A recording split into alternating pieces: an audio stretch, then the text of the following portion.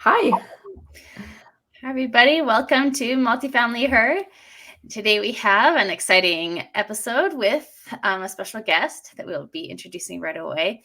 I'd like to say we had a really great investor meetup last weekend, 14 people. So it was really nice. Thanks for everybody for coming out.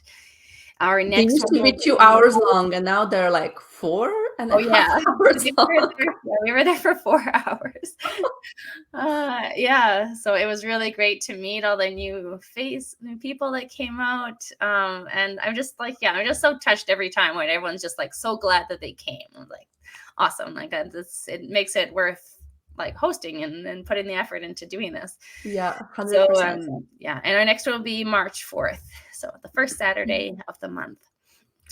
Yeah. Anything else?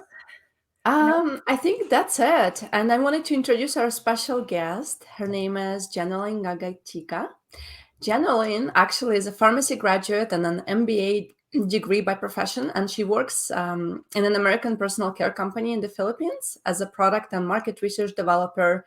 She worked as a product and market research developer prior to moving to Canada, and she moved to Canada in 2007. And since then, her portfolio just expanded. We are going to talk about her experiences becoming accidental landlord. And then I think she has a pretty interesting story to tell about tenants. And I really want to know how she expanded her portfolio so quick, so fast. I believe she has like over 70 doors now in her real estate portfolio. So let's welcome Jenny. Hi. Hi, Hi, Ilona. Hi, Jennelyn. Jessica. How are You you? Good prefer Jenny or afternoon. Jennelyn? Oh, you can call me Jenny because when you call me Jenny, my full name, it means to say I had done something wrong according to my parents. Yeah, I know what you mean. Yeah, because I know you as Jenny. I Yeah. feel like I've always called you Jenny. So Yeah. yeah.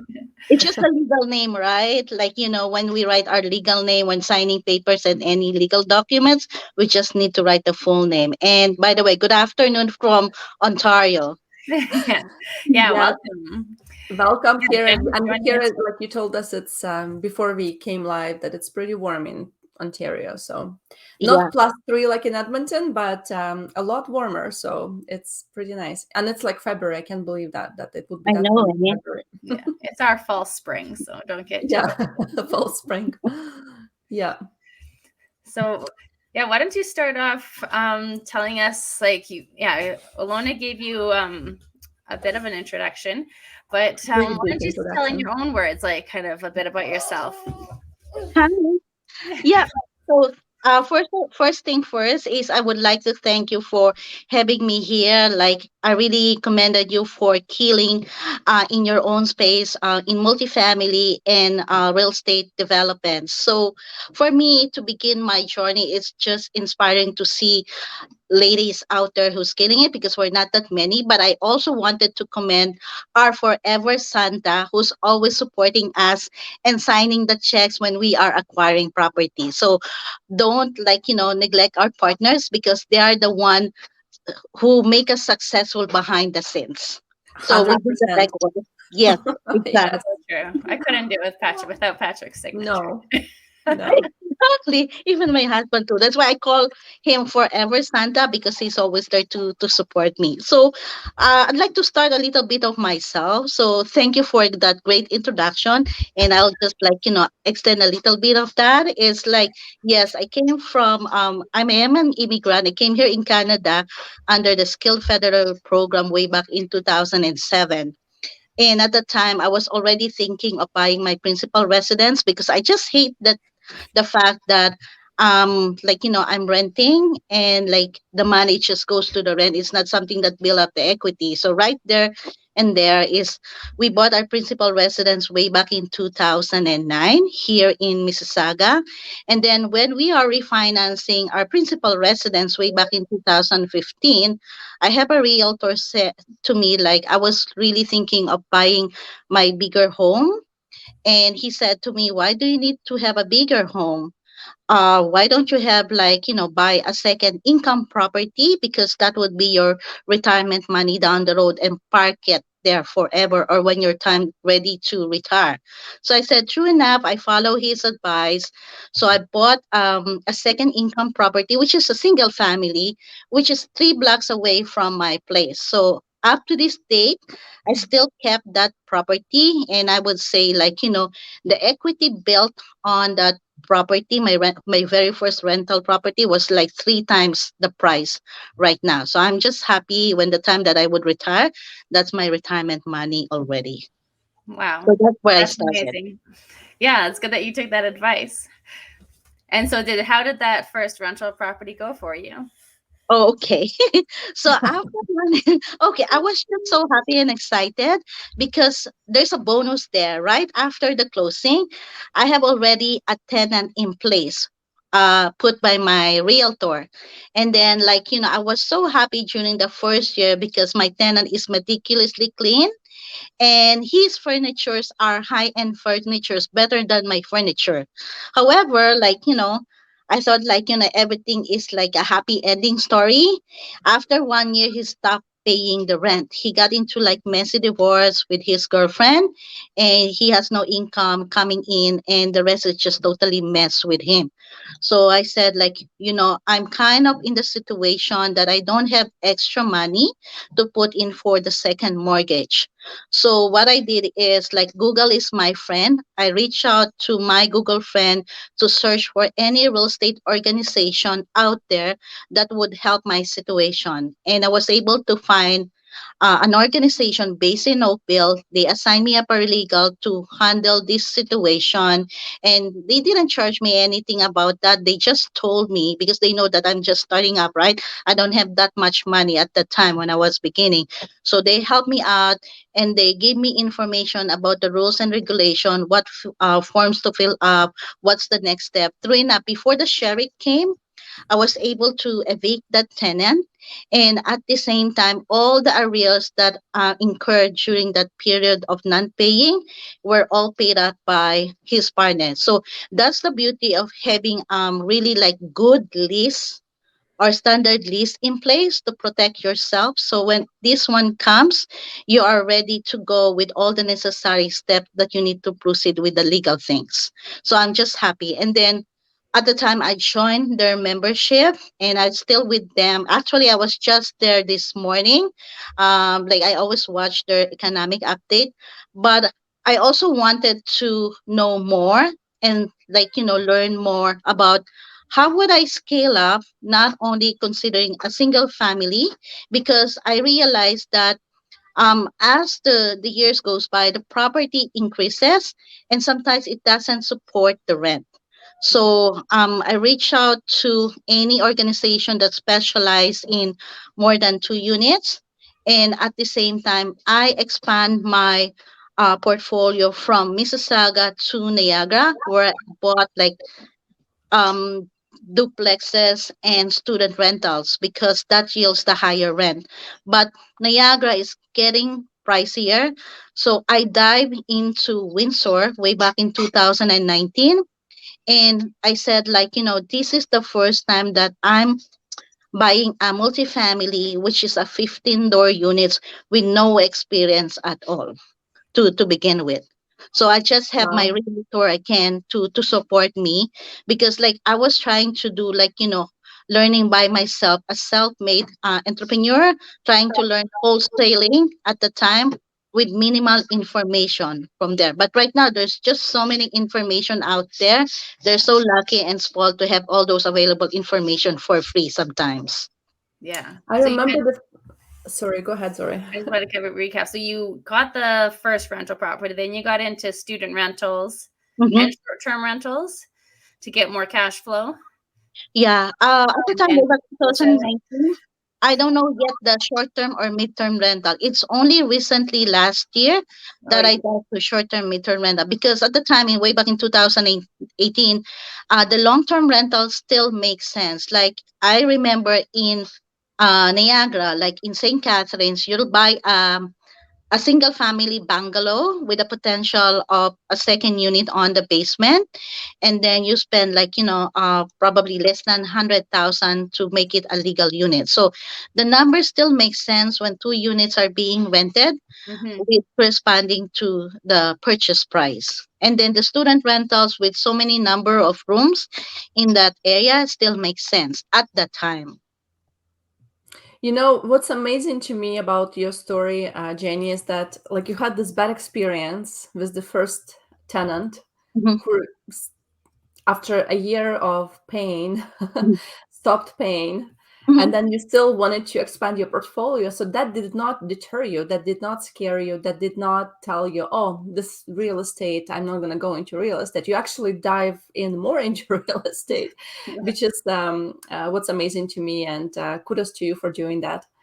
And I guess, like, what helps me more to be stronger at the time, because I have, like, four children, growing children at the time, and having, like, a limited resources.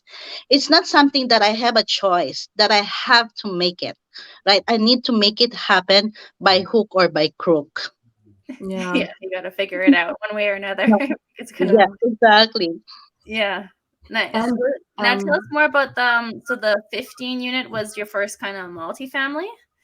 Yeah, that's my very first time multifamily. So, I've seen it at the time I was learning how to do wholesaling in a multifamily, and I've been researching. I'm a research junkie, so like I like to do research, economic update, and all those things. Those are my favorite thing because that was my previous job back in the Philippines. So it's just easy for me to navigate to the demographics and all the criteria when you are launching or like having cascaded to the real estate strategy. So I was learning how to do wholesaling, and then I found this 15 door units in Facebook group, and that's has been sitting there for over a year. No one is buying it at that time.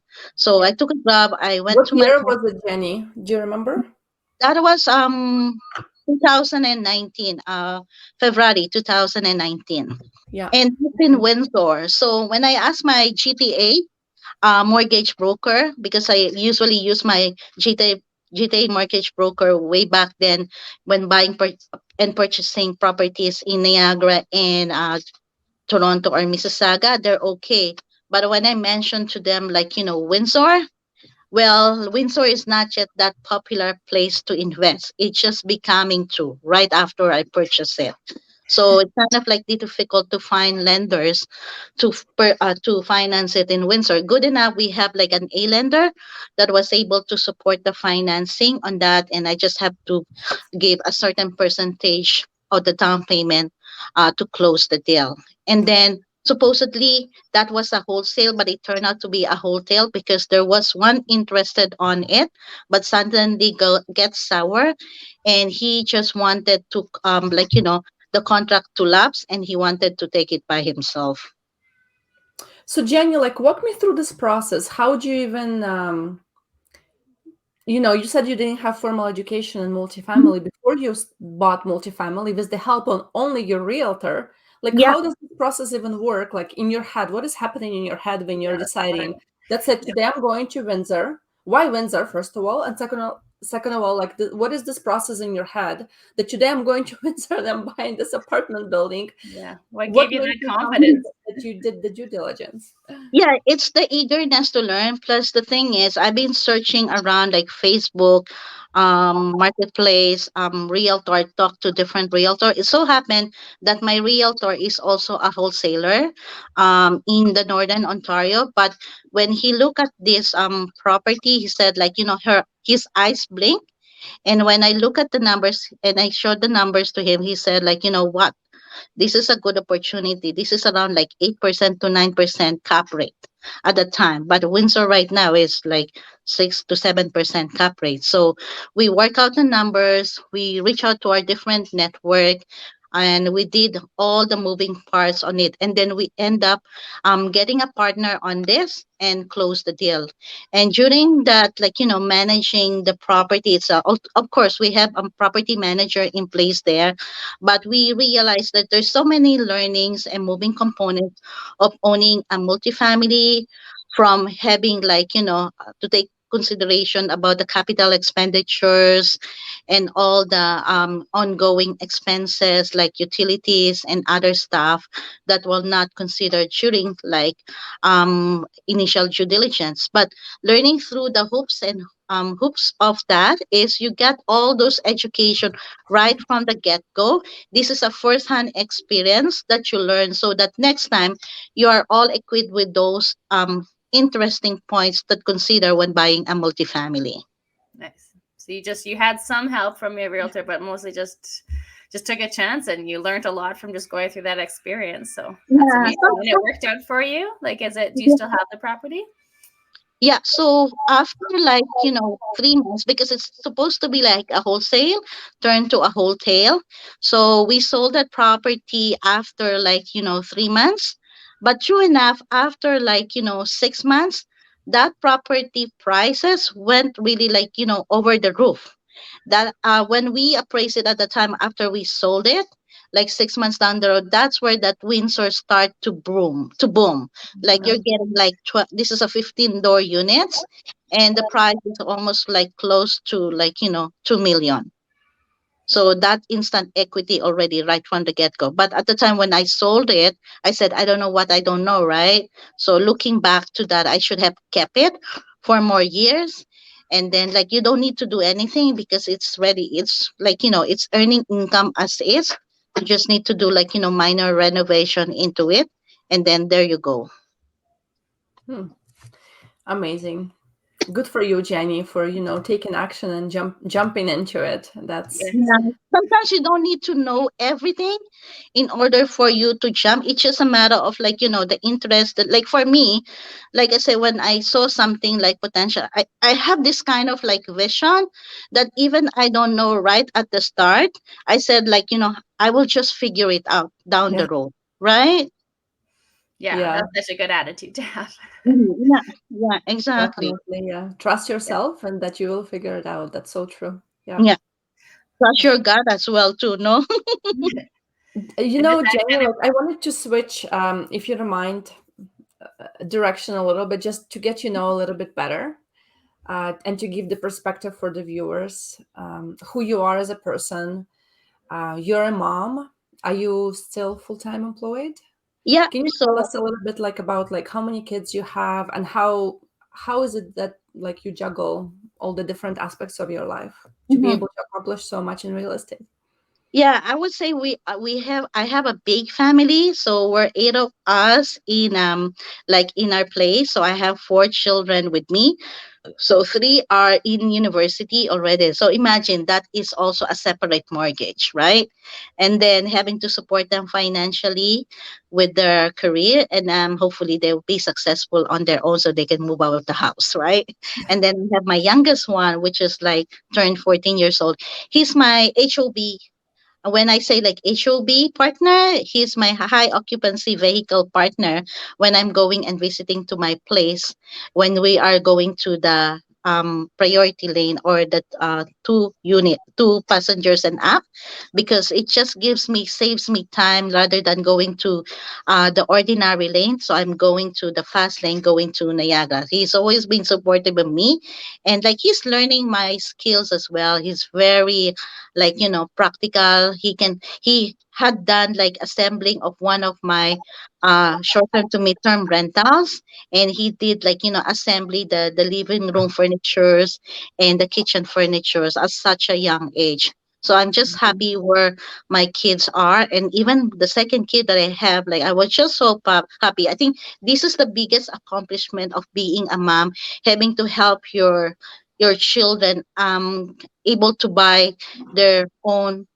principal residence or investment property. So that's what happened to my second son who's still studying. He's taking his like sort of like major, but he has his earnings. He just can't qualify for mortgage because like his employment is not long enough to qualify for a mortgage. So we help him out, but he has the money to pour for the down payment for that property, and that's in Calgary. Oh, awesome. Yeah, good. Calgary is a good market. In Looking at Calgary. the rental property, but still studying. Yeah, Uh, yeah.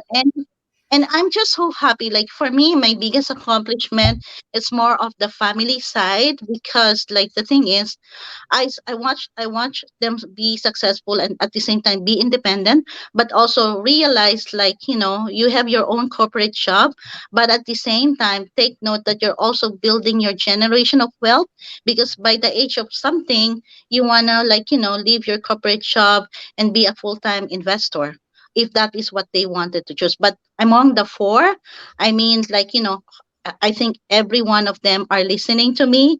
Knock on wood that they'll be supported. Like I just spoke to my youngest and he said like when would be the next assembly for the short term rental because he's earning like a little bit of money a part time for that for his age. And then like for my family, my in-laws are living with us and we're supporting them, and me and my husband are really like finding time with my with the children as well, no matter how busy they are because they have their own like life as well, even though they have their own activity. But I still like we go as together and we go to places that we'd like to go to.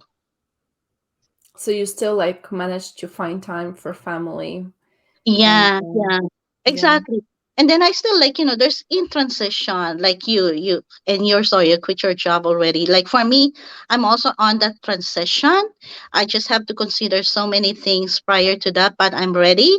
And I'm also like, managing the time. Like how do I prioritize my small things, right? I usually use a journal that I do like for my work, for my family, and at the same time for my real estate investments. So those are like, three separate journals that I write. It's like, what are the priority things to do? And then you make a checklist. Okay, this is done. If you have not done it, then you can make it the next time or the next day. Hmm. So like so basically, so you have three different lists of things to do based on the category, like family, you said, Yeah, your yeah. job and real estate. Yeah, Okay. exactly. I have this book, like a goal setter. So this one has a list of things to do. And then you kind of like break down the top three priority that you need to do within the day, whether you're in your career, in Mm. your home, or in your real estate business. So Oh, I it's just like that. so much easier to break it down into top three. And then Hmm. once you've done the top three, then you move on to the second category. So it's in one journal. It's just like you keep them separately within one journal. Yeah, Yeah. yeah. Okay. And it's only me that I can read it. So nobody reads it. They don't care. Even my it's only for my own use. Yeah. Yeah. No, that's such a good system. Yeah. And that must feel good too, if you get your top three things done in the day. Yeah, it's a good feeling. Yeah, it's a good like I've learned that from like the book Slight Edge. Like you do those small things and it's a big accomplishment already for you because like it kind of like loosen your head that like it just get overwhelmed when you have so many things to do and you cannot even identify which one is the first thing to do. But at least Mhm. having a journal and you break it down to the top three priority list, and then once you're done then you go to the minor list. Yeah. So, what is that process of like classifying them by priority? Do you do that at the end of the day? Like, how do you do that, Jenny? Both. Like I woke up early, so I kind of like write it down. But at the same time, before I sleep, I also do that, like double check if it these are the things that I need to prioritize, or maybe I need to update the list. Hmm. Okay, so just basically a running list of things, Running list of things. like priorities. Okay. I like that. Yeah, I find when I've done that, that you build this trust in yourself that you can get things done, and you almost have this like trust. Yeah. And Yeah. it's so relief. It's so much relief that you have accomplished those tasks, right? And you have a guide already. Okay, I have not done it. Then I will continue it the next day. Yeah. Jenny, like, what is your most favorite part of investing in real estate, and what is your least favorite part, if you can share that with us? Okay, because I have three types of investing. I would say I would just categorize it. First, when I was just starting up, I just wanted like, a turnkey property, like a small units.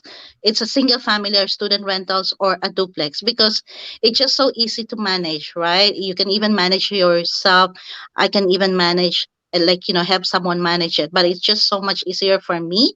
And then I would call it like, a cash cow Mm. uh strategy because like you can always like anytime liquidate it. It's easy to liquidate those small units. And then I have the long term like income, which is the multifamily, anything 5 units and up, because that creates your stability, that replaces your income. So you call it like a cash flow. But I have newly acquired strategy because like in this changing market we need to adapt to whatever the market needs and whatever the market goes. So, and this is I think the most favorite that I have. It's the short term to mid term rental because I was able to buy to different places that I wanted to visit. So I love Mississauga, I love Niagara, I love Alberta, and I love BC as well, near Canmore, and soon to be like I'm also like going out of Canada, which is US, like Florida, Texas, and Arizona. So those are the potential markets that I'm exploring, whether it's a multifamily or designed for a vacation resort or rental. But going back to the list one is I think it's the long term rental because I just don't like now the bureaucracy of hunting all those like effects when tenants stop paying that you have to Mhm. go to the legal process. I know in Alberta it's much easier, but here I live in Ontario. I'm happy investing in Ontario for a different reason, but I just don't like the bureaucracy of that. Yeah. Yeah, that seems to be pretty common. Just dealing with yeah, the landlord's not paying and then having to have deal with that in the courts. Yeah. The Yeah. tenant, And yeah. what was your favorite part? Yeah, so the favorite part is like the short term to mid term rental because I Perfect. love to go to the different places. Plus, the thing is, when you're ready to sell your property, it's staged already. You don't need to do anything at Oh, all. yeah. When you're like wanted to like kind of relax, you just go to your place, short term rental, stay there for a couple of days or even like weeks just to unwind and relax, right? Yeah, it's nice to Oh, have it's a great. place like in so many different locations that you can Mhm. like, stay at. You can go. Yeah, you don't need to book a hotel. That's your place. Yeah. Yeah, that's pretty great. So just buy properties in places that you want to visit, Mhm. that you want to travel to. So for your next property, where do you think you're gonna buy? Are you still deciding that? um I have a in mind already. So for the long term, so all my multifamily are in the northern Ontario, but I still wanted to buy like a vacation rental or like a second home in Niagara. I just have a specific thing, like it has to have 2 units, but the number one criteria, it has to have a swimming pool. So if I Oh, don't okay. if I don't have time to go to Florida, if I bought a place there like in Orlando, a vacation resort, but at least I could just stay in Niagara. It's close to the falls. Yeah. And there's from the time that I used to live in Ontario, I remember there's like wine region by Niagara, right? It's Yeah, it's some one wineries there. Yeah, because like it's composed of the like St. Catherine's, where you have the Brock University, and then you have Welland, that's a coming market, and then Niagara Falls, Thorold, and all those like less populated small cities. So would you invest in those less populated, smaller cities around Niagara region, or? Yeah, Oh, that's yeah. potential. What we realize, and based on the study, and I get it from when I have started investing in Northern Ontario because I have seen the significant growth of like equity. And when I realize that's the good thing and beauty of investing into different markets. So you know how much is the rent, market rent on the city or area. And I realize it's not that far to begin with. Like in Niagara, you could have like two bedroom for a certain rent, and when you go to Sudbury, it's not much like of a high difference. It's just a small part. So imagine if you're buying, let's say, for an example, just to draw up the number, a 350 duplex in the Northern Ontario, and then you're buying a duplex in Calgary for let's say 700 or 600 now, and you're buying in Niagara for around like 700,000, and the rent for the two units is just similar. It might have a difference only of 100 or 200, but it's not really like a significance of $500 a month. So I said, like, those small markets are over the roof have really gone high with regards in terms of equity and the rent, because what happens is the flow of migration and the flow of jobs, like they cannot afford to go to those big city, so they work in the big city but they live in the small city, which is like probably like 20 to 30 minutes away from the big city. So that's where I realized there's a big influx of those people, like for example Greater Toronto area, like they work in the Toronto area, but you could have like a detached in Hamilton, which is like 55 minutes away from Toronto, but that a detached price is worth 1 million in Toronto. So, like affordability wise, compared to the ratio and proportion of the income, is not equivalent. Mm-hmm. It's better to be a little bit further away, and people are still commuting. So, yeah, that's smart Yeah. to just be buying where people want to live. Yeah. It, And it's not a long commute. 20 to 30 minutes is very I doable. know. Plus, the infrastructure right now is so efficient that you have either you can take the GO train, you can take any like go bus that has its own lane, and also you can have like those street cars, right? So the infrastructure for transportation is very efficient now that you can just park your vehicle to the GO station parking and then just take the train. That's great. Mhm. So I have one more question. Zora, do you have any other questions? Oh, I go know we for it. are approaching 40 minutes, but Go ahead. so Jenny, I'm curious. If you were to go back in time, what would your advice be to your younger self? What wisdom would you share with your younger self? I cannot think of like I like the timing that I have right now when I did invest in real estate, because at the time if I have like diverted my time to real estate investing when my kids are still younger, I wouldn't be happy because my number one priority is to have more time for my growing family. And I kind of like experienced that one, that when I dive into the real estate journey, they're a little bit grown up to begin with. So they don't need much of my time. They just need like guidance to Mhm. begin with. So I don't have anything that I can think of like going back to the I like the way the transition right now. And as we go, I was able to like, encourage and motivate now that they are grown up. They are seeing what I'm doing and they wanna follow the step just the right time once they're done schooling. That's amazing. And Yeah. how old were your kids when you started investing in real estate for the first time? Um, there are probably like, my youngest around like uh 8, and then the gap is like my other one is 12, 14, and 15. Okay, so now they're a lot older. Yeah, so my oldest is because I've been like I started investing way back in 2015, so it's close to like 8 years now. So my Mhm. eldest is around like 23 years old, and then followed by 21, and then 18, and then the youngest is 14 years old. Oh, that's such beautiful ages to really for them to appreciate what you're doing and to want to learn. from And you. they're, and they're my potential joint venture partners once they have their income. So their Yeah, income will go to wait. yeah.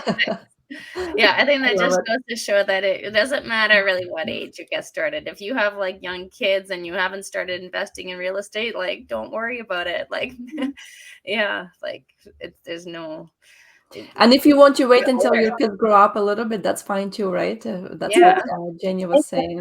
It just so happened that I'm just so happy that I started on the right timing when I did invest in real estate, because like me and my husband are the Uber driver to their activities in taekwondo, swimming, volleyball, track and field, you name it. All those sports activity we're able to go with them. yeah, That's important. yeah. That's so important, and that takes a lot of time. So yeah, Yes. You are feeling like you're an Uber driver, that's for sure, like a taxi driver. Thank you. You must have done it right now. Well, today, I had activities today, so yeah. Winter has activities Saturday morning too. Yeah, we went to pottery and then to dance, and then we're at home for the live. Yeah. Yeah. Well, Well, this was really insightful. Thank you so much, Jenny, for sharing your time and your wisdom with us and sharing your story. I think our viewers will find it really inspiring, and also, not you're very knowledgeable. So thank you for actually sharing the process that you're going through when you're making decisions and looking for properties and all of that. yeah. And finally, like if someone does want to connect with you, what would be the best way for them to do that? Yeah, so we can connect through my Facebook page, Instagram, and I also one of the co-founder for CAPRE. It stands Oh for, yeah. yeah, Canadian Pinoy real estate investors, because like we are like just like you, right, from Ukraine. So we have a community as well. We wanted to reach out to our community because they are not investor but themselves, but we wanted to like educate them how to build their generation of wealth. And we are about probably like 1 million here in Canada. At least 1% of that 1 million were able to reach out and help them out. So I think that's a fulfilling part of being an investor, because when you have that educated knowledge already, you can impart it to them so that they learn. Yeah, That's and amazing. And like, how often do you hold your sessions? Yeah, so for the session, we do it like twice a year. So one is on the summer, so we have sort of like a barbecue picnic, and then one before, like we celebrate Christmas, so we do it like before Christmas, so everyone is still not busy and they can still attend the community. Is it like twice a year, or you do like Zoom meetups as well? Like, what is Oh, your? yeah. Two, like the in person is twice a year, but the Zoom is we make it a point like once a year, just to have like an engagement if they have question, but they can always like reach out to us via Facebook Messenger anytime. Oh, okay, that's amazing. That's great. Yes. well, we Um, can put those links to your group and yeah, your Yeah. we'll Instagram and post them everything below. in the comments so that people Mhm. can connect with you. Okay. Yeah. Perfect. Yeah. Thank you so much, Jenny. It was a pleasure. Yeah, thanks for being here with us today. Yeah. And thank you very much for having me. I really appreciate the conversation, and more power to you and your show. And we'll see each other in Yes. Toronto. Yeah, we'll see you soon. Okay. Bye. Bye bye. Take care.